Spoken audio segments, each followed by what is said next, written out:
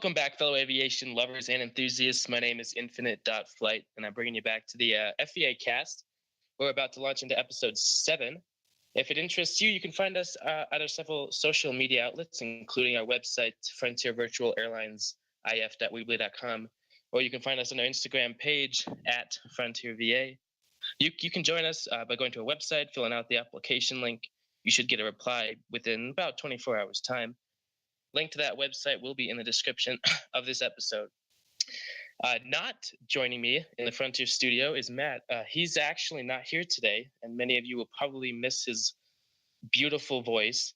He's actually getting ready to go on a cruise down who knows where in some giant body of water. So we miss you, Matt. We can't wait to have you back on the next episode.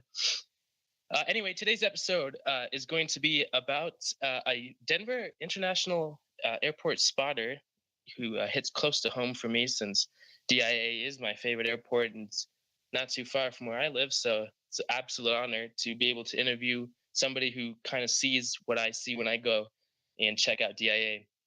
Without further ado, I'm going to introduce our guest star for you today. I'm sorry. Before I do that, I did want to apologize to everybody who's listening. I'm absolutely sorry for the lack of podcast episodes. I realize it's been 2-3 weeks since we released one. All 3 or 4 of my staff have just been absolutely busy. School's been hitting hard for me. Matt's been going on vacation. Our YouTuber has gotten ill. He had the flu for a while. So sorry, guys. I really do feel bad about that, and we will be pumping back these episodes quite frequently now. Every week like we were before. So thank you for everybody who held on there for us. Anyway, now without further ado, I'm going to introduce Ben. Ben, welcome to the podcast. Hey, thanks for having me here today. Hey, no worries, dude. I'm really excited to kind of hear your feedback and what you get to see on a daily basis at DIA. All right, let's head into it, I guess. All right, will do. I'm just going to start off. Go ahead and describe how you became a fan of aviation. So I know it's going to be hard at the moment, but throw out your whole DIA background. Just how did you become an aviation fan? So I was born being a military child, so it's been a large center of my life for almost entirety of my life. Some of my earliest memories are being in Guam, sitting out there on the flight line or watching the planes pass. And it's something that my grandpa and my dad also love, so that they really were able to introduce me into that love of aviation. And it's something that I've kind of just been into my entire life. For a while, I kind of stopped being interested in it, but then I moved here to Denver and seeing DIA and everything. And it's just been really, I guess, ever since that, it's captivated me, and just seeing the amazingness of it and just how incredible it is. It's just, I guess it's been my love my entire life, I guess.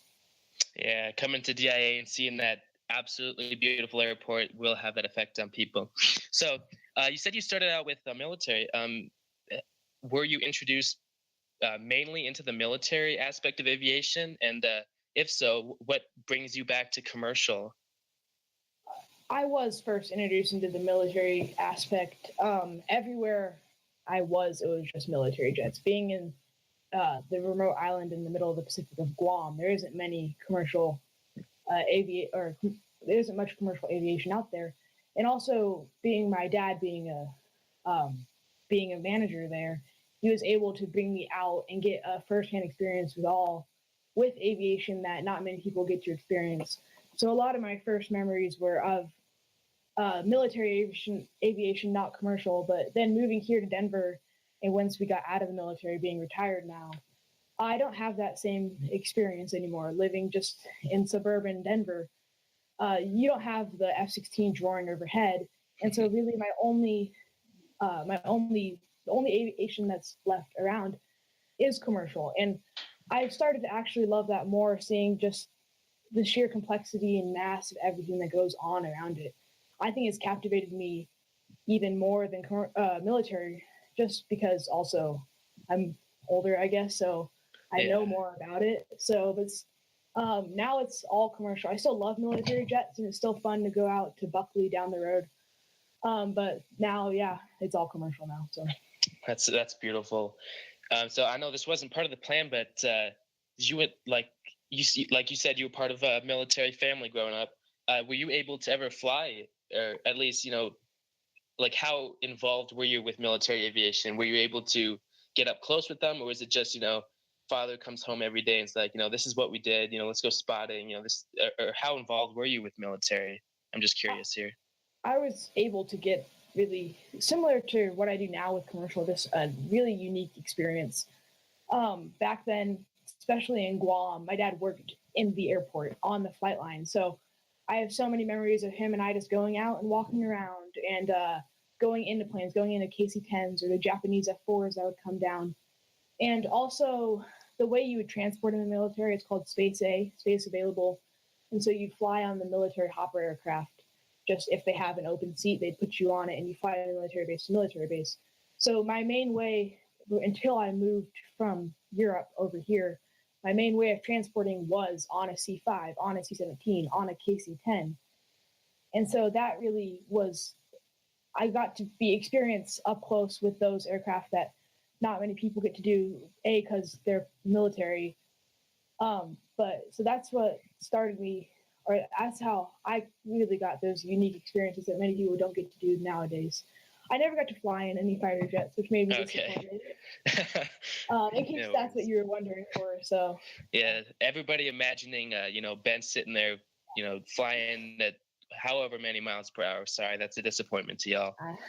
Actually, a funny story. There was a raffle back in Italy, Aviano, Italy, where you could win a flight raffle, and my dad won one. He was going to give it to me an F-16, but the military outlawed it. So that was pretty upsetting. Oh, yeah. Yeah, still great experience. So. Absolutely. Okay. Wow. That's really interesting, actually. And for those listening, I did not actually know he was part military, or I didn't remember at least. So we get to appease the military fans and the commercial today. That's great. All right. Moving on here. So, Ben, when you first moved to Colorado and you saw Denver, and you saw Denver Airport to be specific, did it immediately capture your interest, or did it take a while? Like, what? I guess the question I'm supposed to be asking is, like, what made you interested in checking out DAA? Was it just that love of aviation, or was it just, okay, we're moving from military. Oh, look at all these commercial aircraft. I want to kind of, be around them, see what's happening. So what got you into going to DIA? Maybe not even on a regular basis, but just heading there and smell the unique stuff you get to do there. I flew when I lived in California. I've had family here in Colorado my entire life, so I flew into DIA a lot, and just seeing all that. And then once I moved from the military, DIA is the only major airport in the area, really, in Colorado. So that was like my only route into aviation. Like, there's GA aircraft, but even though I love GA, it's not as interesting as seeing a 747 land. I have to agree with you.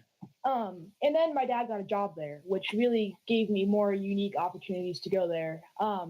It's quite a ways away, so I'm not there all the time.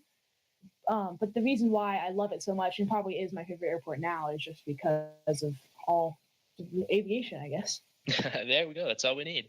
So your dad actually worked there, did he? Oh, sorry? Your dad actually worked at DIA? He still does now. He manages the de-icing operations, which is how I'm able to get out there and take my spotting photos. So. Wow, that is interesting. Okay. I'm learning stuff here too, guys. Wow. All right. When you started with the love of aviation, so basically back when you started at military, did you ever think you'd be where you are now? Did you think that you'd be able to do what other people are not able to, go out onto a commercial airport, see the aspects, the different perspectives that people did? Or did you think, aviation's cool, maybe one day I'll be able to, just go out and watch commercial? Like, how prepared were you for what you are today? Not at all. I never thought I'd be able to get to where I am at such a young age. I always, like I said, saw it in the military, but commercial was a whole different ballgame. So I'm very thankful to be able to get all the unique opportunities that I have now. And I know that so many people will never get to do some of the stuff I'm doing. So I think it's really just, I never thought I'd be here, at least this early. I've wanted to be a pilot my entire life. So I always thought later down the road, but being able to do it now and being able to tell stories like I do on the community is truly remarkable. All right. A quick question here. Favorite military plane? Go. KC-10. Nice, nice. All right. All you fans out there for that, I know you've been biting at your fingernails. There you go. All right. Before we quick move on to the more deeper questions, I know we've sort of been covering your past. Now we're going to hit your more present and what you think you're going to do in the future. But any social media accounts we can give a shout out for you? Do you have like a Instagram spotter? Anything? I do not actually. I have a personal account, which I'm not sure I'm going to do that. Right. But, you don't have to, yeah. I am traveling soon, so that has been a thought to start a spotter account, especially taking the photos I take now. So if that ever does occur, I'll make sure to let you guys know.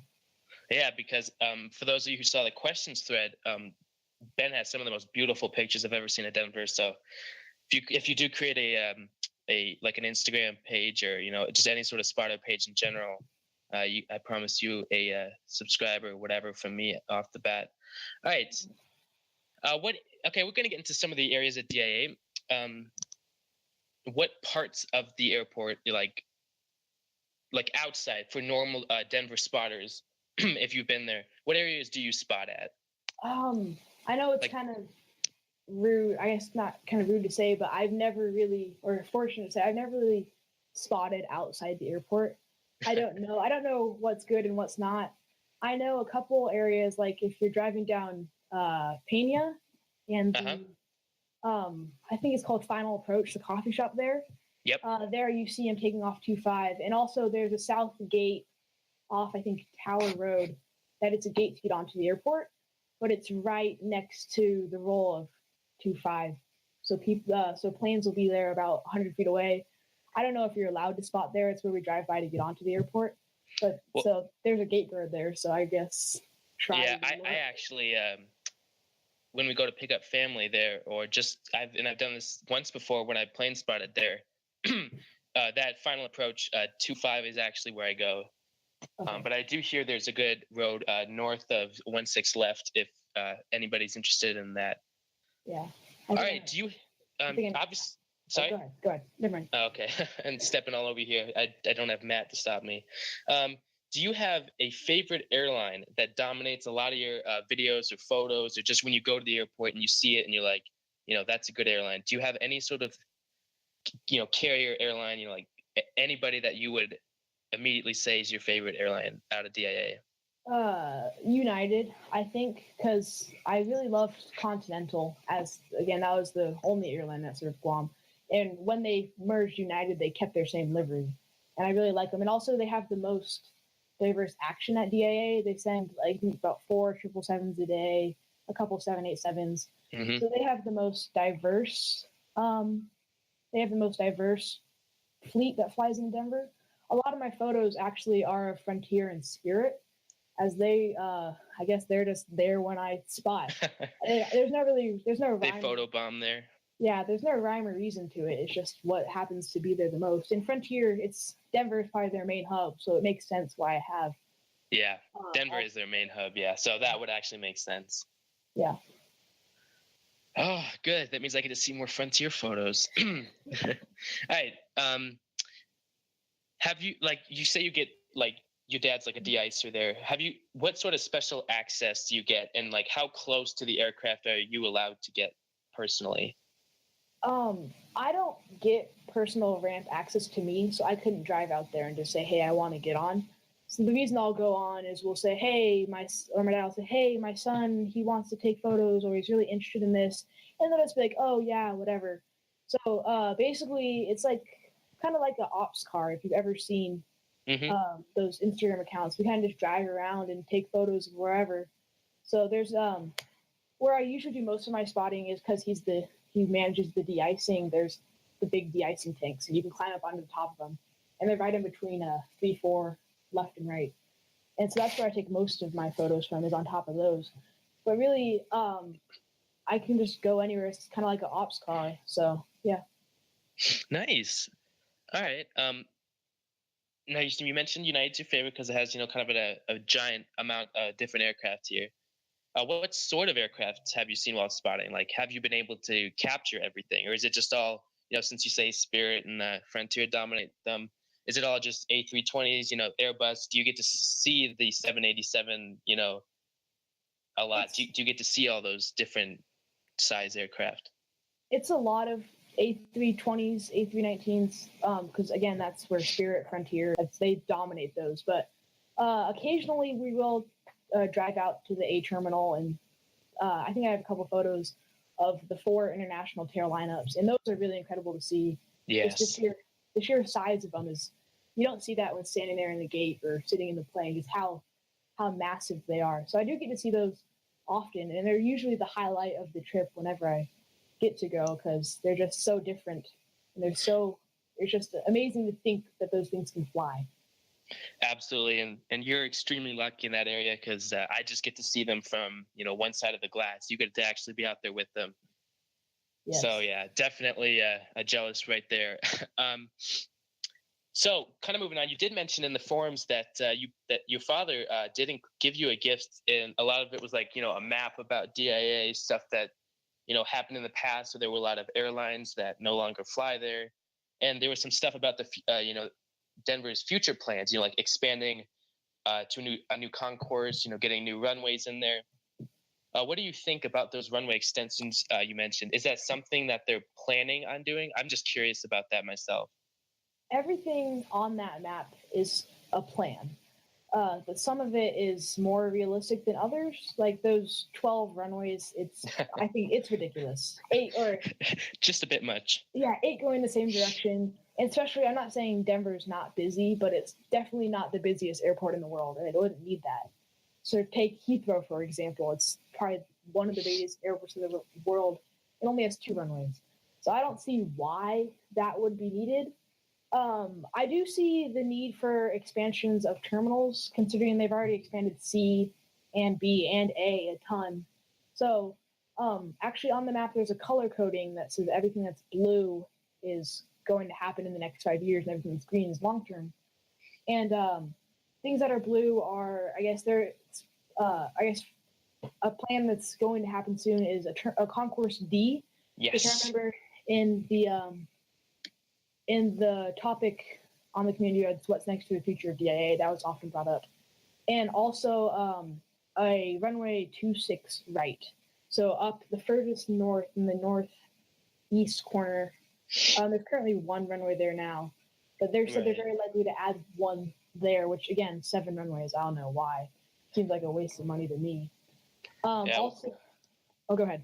No, I'm just saying, Denver Airport does have a lot of space to expand, so it's the biggest it's the biggest airport square mileage wise in the world. So also they said Terminal A wide-bodied gate expansions, which yes, as a spotter, that's the most exciting one. I know, I pumped my fist at that, man. I cannot wait for it. Yeah, for sure.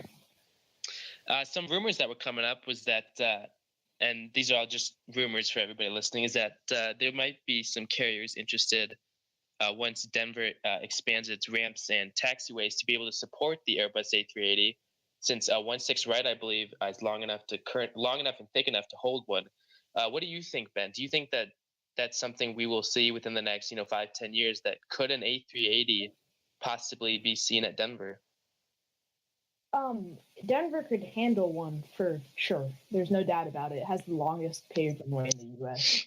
But the need for it, I'm not sure. I was thinking about it, and the only 2 routes we could potentially see one on would be down to Australia, Dubai, which those 2 routes both have demand, I believe, but I'm not sure it's A380 demand. And I'd love to see one. Just, I don't think that there's a route that has, or that needs that many seats that a 777 can't handle. So we could likely see those routes in the future, and it seems like the only option to get to fly the distance, to fly from Denver down to Australia, is an A380, which, I mean, they could just poke one up here for that, because it's definitely a needed route. But I still don't see how it would happen. It's probably likely to happen that we'll see an expansion as such as a A380 gate, just in case that does happen, just to get it over with, I guess. Right. But just I don't see the need for it, at least right now. But Denver is growing exponentially, so maybe in 5-10 years that will be a requirement. So. Right. So like what you said, but like, for example, if an A380 needed to divert, they could still land at Denver. Is that correct? Oh, yes, definitely. Okay. For sure. Yeah, it definitely has the space and capacity to handle that. It wouldn't, I guess, you wouldn't have the double-decker gate, but. Right. Yeah, so. All right. And that was my most important question. I've never actually seen an A380 in person, so that would be interesting. They're pretty amazing, I guess. Definitely could say yes to that. All right. Now you did kind of mention, and we are going to be wrapping up here shortly, but you did mention that DIA is going to be having a lot of stuff like renovated and fixed, like a new concourse coming up.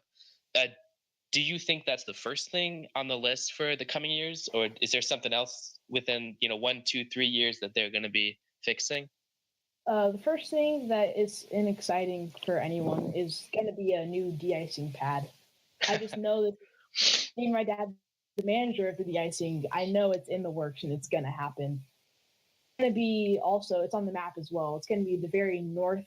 You know where the Frontier hangar up there is? Absolutely. It's going to be right next to that, and it's going to be much larger in size because the current one isn't that large. So that's definitely not exciting for anyone traveling there or a spotter or anything.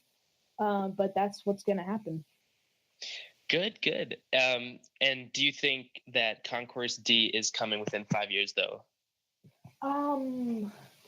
Or is it just you can't predict at this moment? I don't see it happening. I see maybe what is probably going to happen is Concourse A and B expansions, even though they're both kind of stretched to their capacity. So stretched, yeah. Yeah, I guess that was a blue thing on the map. It said it was likely to happen. So I don't know. Also, another option that they had for terminals is on the sides of the Jepson terminal. Instead of having east and west terminal as well. So just instead of having to take the subway to the other terminals, just directly from Jepson. So, okay. Yep. That's interesting. All right. I got 2 more questions for you. Any ideas on what sort of new airlines might begin servicing? Do you have any inside tips, any gossip, anything like any new airlines you might know that are coming through? I don't have any tips. I don't have any ideas, or I don't have any official ideas. But what I think we could see is definitely Emirates, considering that their cities across the U.S. Take Seattle, for example, that has less population than Denver, or less businesses than Denver, and they get 3 daily Emirates routes a day. So I don't see why that wouldn't be added in the near future. Also, I think that most expansions internationally will be through United. So we may not see extra carriers, but we may see another route, say Denver to Paris or something, operated by United. Okay. But the only carrier that I can think about would be Emirates. So now Emirates is, if I'm getting my facts correct, a A380 dominated carrier. Do you think they would bring a smaller size aircraft in, or would that be a possible A380 route? I think the only 2 aircrafts that could fly that route, the distance, would be either a 777L or an A380. So that's the possibility. That would probably be the best bet of Denver getting an A380 would be through that route, but more likely to see a 777 at first, and then move up to an A380. So. All right. One final question. What sort of equipment do you use? Because I know you get absolutely amazing photographs. So this is also personal for me, and I had some other people ask me this, so to make sure to ask you, what sort of equipment do you use? I use a Sony A7R2i, which is a Sony E-mount. It's like 2 years old. For spotting, I use a Sony telephoto 24 to 240 millimeter lens. It gets all my work done just fine. It's a good camera. It was a big investment for me to buy, but I think that it's worked out very well. So that's what I use. I use my phone for a lot of pics, especially from when I first went there. I wasn't prepared to see what I was seeing. I was surprised myself, so I just had a phone in pocket, so I couldn't grab as many photos as I do now. But mainly, almost all the photos you see will be through that. Actually, I think some of my first spotting showcase that I shared on the community was shot with a Nikon D330, but I believe I upgraded from that. So that's what you'll see now. It gets the job done. All right, sounds good. So for anybody curious on how those photos were taken, there's your answer. Oh, quick question. I flew them last weekend. How we pushed this off because I had to go to Chicago and I flew Frontier. Right, I remember that. So you actually flew Frontier, huh? Yeah, I flew a Neo as well. I flew oh wow. I flew the most ridiculous name because I'm not a Bronco fan. Champ the Bronco. Yay! I mean, not good for you, but no, yeah, it's an obvious nod to the Broncos winning Super Bowl. But it was a great flight. I guess delivery had nothing to do with the quality of the flight. And on the way back, I flew Frontier's newest plane, Callie the Mountain Lion. Yeah, if you've seen that. And it was like 5 days old the time I flew it. It was one of its first flights. Did it have that fresh plane smell? I didn't notice it, but yeah. So yeah, I guess I fly Frontier a lot because they're a cheap carrier that flies just about everywhere from Denver. Like last year when I flew to Florida, I flew Frontier, and later this summer when I'm flying to Los Angeles, I'm also flying Frontier. So they provide good travel for cheap. So. All right. Well, we may just have to pull you back here sometime to give us a report on Frontier, the real world airline, because I'm interested. Oh yeah, for sure.